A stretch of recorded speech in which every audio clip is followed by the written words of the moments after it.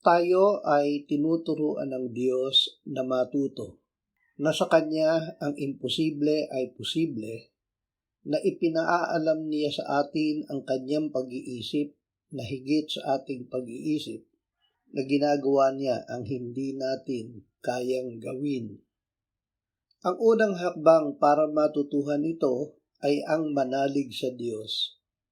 Kung walang pananampalataya ay hindi maaaring kalugdan ng Diyos, sapagkat ang sino mang lumalapit sa Kanya ay dapat sumampalatayang may Diyos at Siya ang tagapagbigay gantimpala sa mga masigasig na humahanap sa Kanya.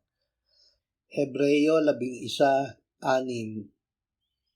Manalig na tanging ang Diyos ang kataas-taasan at tayo ang kababa-babaan. Ang nagpapakababa sa harapan ng Panginoon ay Kanyang itinataas. Santiago 4:10. Magpakababa una sa lahat sa pag-amin sa Diyos na tayong lahat ay nagkasala. Ang lahat ay nagkasala at hindi nakaabot sa kaluwalhatian ng Diyos.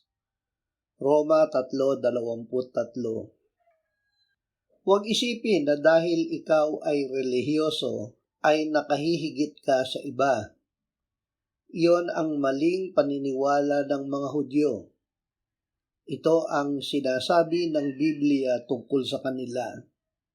Tayo bang mga Hudyo ay nakakalabang? Hindi, kahit na sa anong paraan.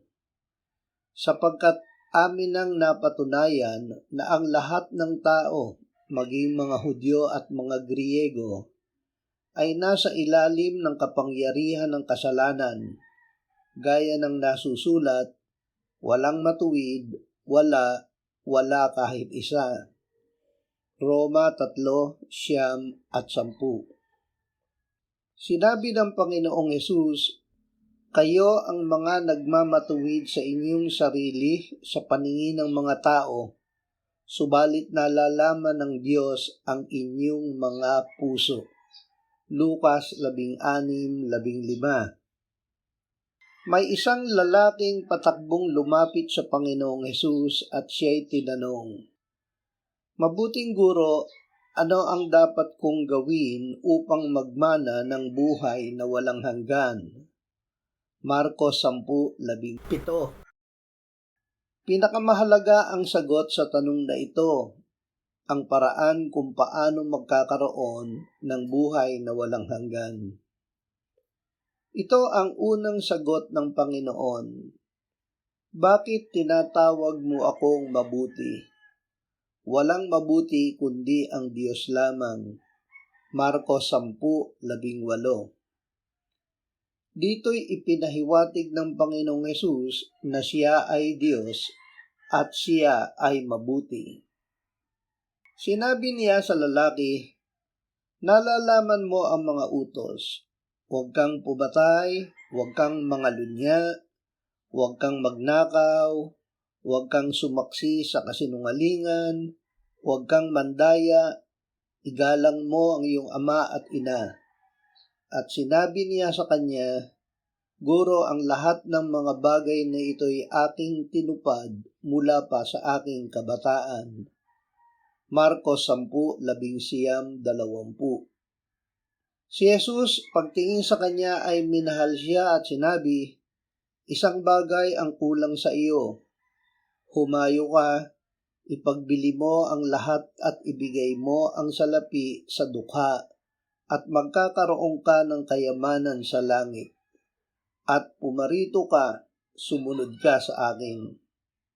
Subalit siya'y nanlumo at umalis na nalulungkot sapagkat siya'y maraming ari-arian. Marcos 10:21-22. Kahit na tinupad niya ang kautusan mula pagkabata ay hindi siya sumunod kay Jesus. Hindi lamang ang dami ng kanyang ari-arian ang dahilan.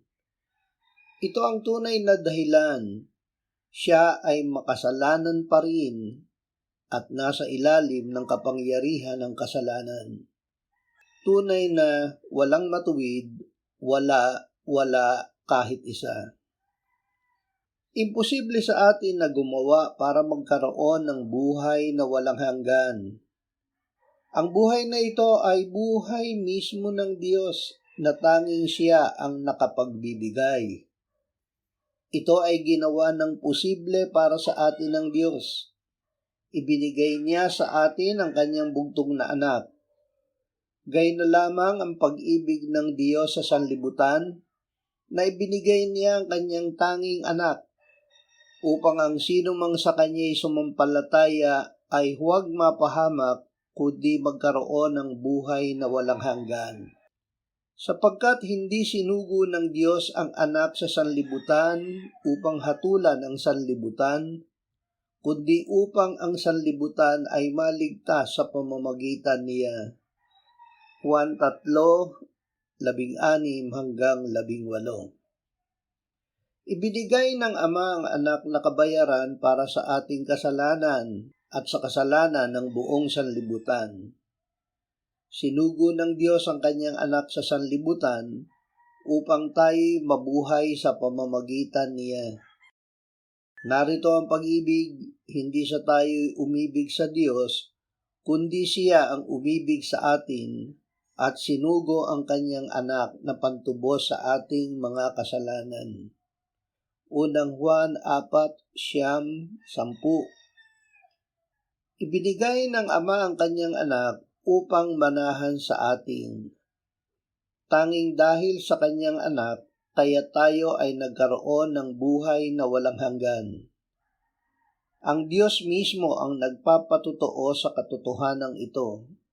At ito ang patotoo na tayo'y binigyan ng Diyos ng buhay na walang hanggan. At ang buhay na ito ay nasa kanyang anak. Ang kinaroroonan ng anak ay kinaroroonan ng buhay. Unang Juan 5:9-12. Ito ang maluwalhating hiwaga na inihayag ng Diyos sa atin. Si Kristo ay nasa atin. Siya ang ating pag-asa sa kaluwalhatian. Kolosas 1:27. Sa biyaya tayo'y naligtas sa pamamagitan ng pananampalataya at ito'y hindi sa pamamagitan ng ating sarili. Ito'y kaloob ng Diyos. Hindi sa pamamagitan ng ating mga gawa upang ang sinuman ay huwag magmalaki. Efeso 2:8-9.